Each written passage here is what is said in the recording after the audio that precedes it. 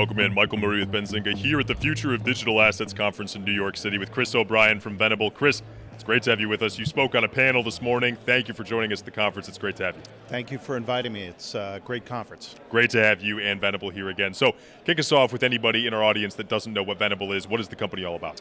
So Venable is a national law firm. We're over 100 years old. Started on the East Coast. Our largest office is in Washington, D.C. I'm in the Los Angeles office where we have a practice that's largely focused around Hollywood, entertainment, media, but not exclusively.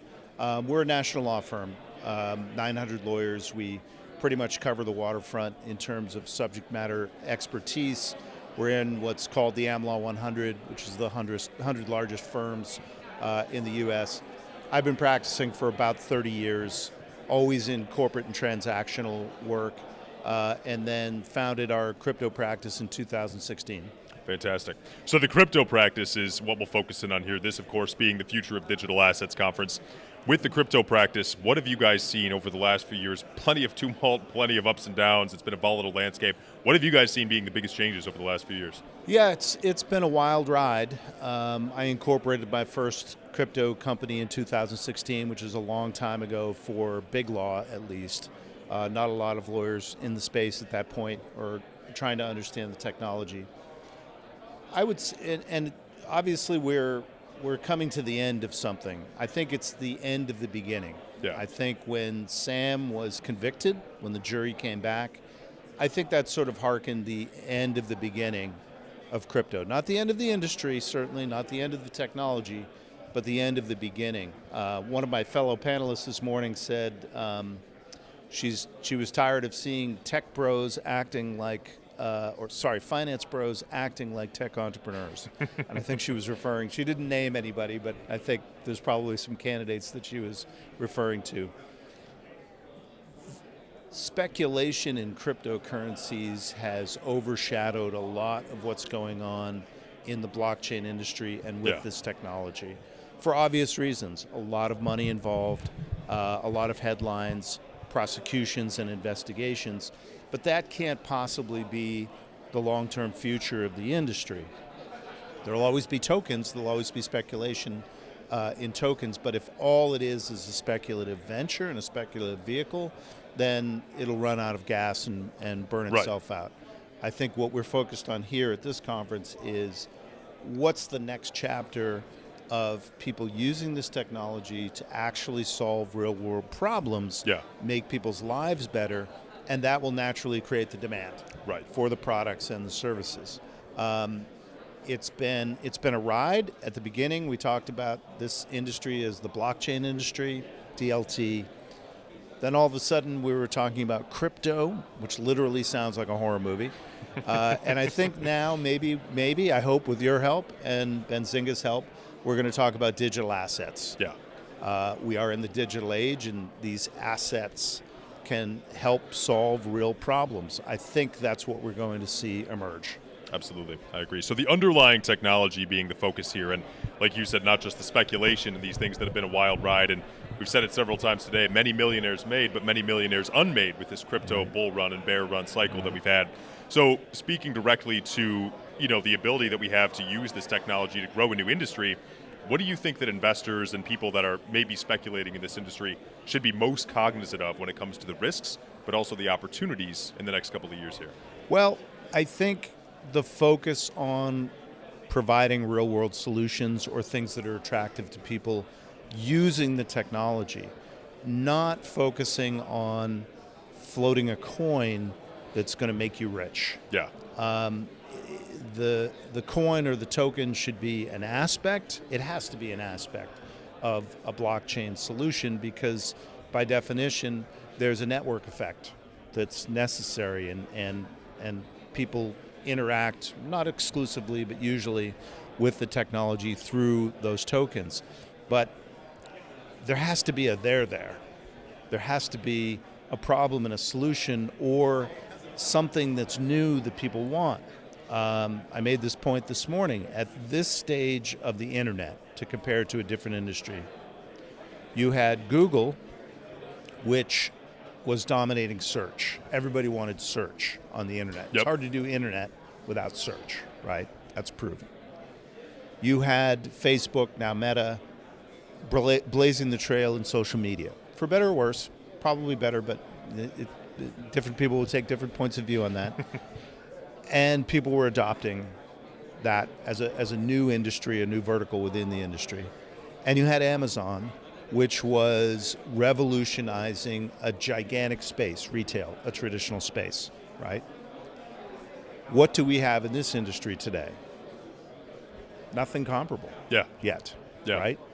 You have Bitcoin, the original cryptocurrency, is probably the only thing that if we walked out on the street here, you can't see that on the cameras, but you could literally walk out on the street in 20 yards, and we talked to people and we said, what's blockchain all about? What's crypto?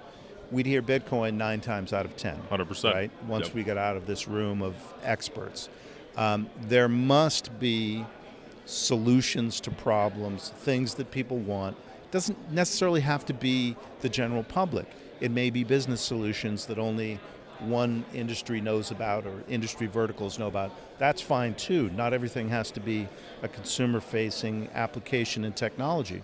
And maybe the best ones aren't in consumer-facing applications or technologies.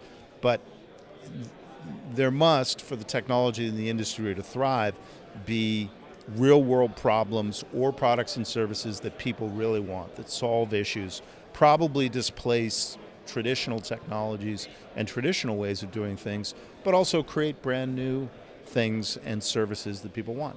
Absolutely. So for any companies that want to work with Venable, for anybody that can use the services, what does the client experience look like, and how do you get started with working with you in the law firm? Well, we're a traditional law firm, been around for 100 years. As I said, we sort of cover the waterfront. So a company coming to us, let's say an early stage company, might come with a question of what kind of entity do I want? Do I want a corporation? Do I want an LLC? Do I want to be in the United States or outside of the United States? That's a big question in crypto right now. A lot of crypto companies are leaving the United States or deciding not to start in the United States because of the regulatory environment and the enforcement environment and the unclarity that's sort of anathema to businesses in a lot of ways. We understand those questions. There's tax questions embedded within that structuring question. One of my first questions to entrepreneurs is, what's your long-term goal with this business?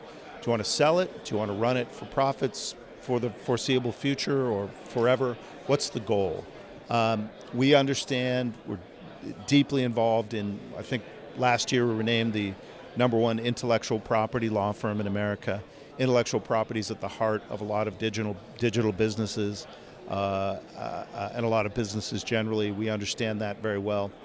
We're also a Washington, D.C. based firm, and we are in the conversation about the regulatory environment for this industry. That question, specifically the question of, are we dealing with securities here? And if we're dealing with securities, are we complying with the securities laws in the United States? That question goes right back to the beginning of the industry. And it hasn't quite been solved in a way that's obvious or clear for entrepreneurs and businesses, and it's a problem. But we're deeply, deeply involved in that question, both from the perspective of trying to find this regulatory environment that will actually work for everybody, regulators, investors, general public, entrepreneurs, mature companies, but also understanding how companies need to work around that issue to comply. I always say compliance is not a bad thing. Regulation is not a bad thing. I think the industry is moving towards that now, understanding that we would rather have an understandable regulatory environment that we can comply with and do our business than live in a world of gray areas or things that aren't well understood and end up in disputes with folks like regulators and prosecutors and judges and juries. That's not good for business. The industry's growing up in a way, maturing. Yeah, I think that's a good way to put it. And think about it. It's an immature attitude, and you see it in companies, you see it in industries, to say, well, we'll try to ignore that and it'll go away. the SEC doesn't go away. The Justice Department doesn't go away. State regulators don't go away. They're there for good reasons. They're trying to protect the general public and small investors who can't otherwise protect themselves from fraudulent behavior or just bad behavior or inconsistent behavior that causes people to lose money.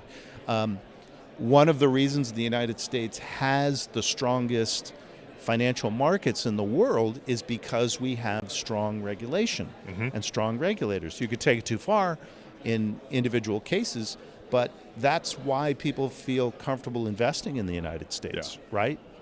One of the reasons we feel good about our society is because it's ordered. We have people inspecting your food to make sure you don't. It's the same thing in the securities markets and the financial markets. And I think the industry is maturing, to use your phrase or your description of it, and I think that's a good thing. Terrific. Chris O'Brien from Venable, thank you very much for joining us. Your insights on the panel earlier, very insightful. Thank you again for being with us. Thank you for having me. It's been great.